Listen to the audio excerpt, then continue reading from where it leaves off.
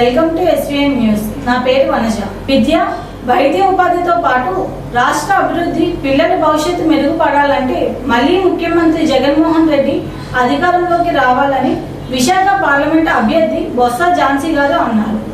వాసుపల్లి గణేష్ కుమార్ ఎన్నికల్లో ప్రచారంలో భాగంగా వార్డు అధ్యక్షుడు పీతల వాసు ఆధ్వర్యంలో బుధవారం 29వ వార్డు ప్రచారానికి బొత్స ఝాన్సీ గారితో పాటు నగర మేయర్ గొల్లగాని హరివెంకట కుమారి ఫోటో బాగా వచ్చింది.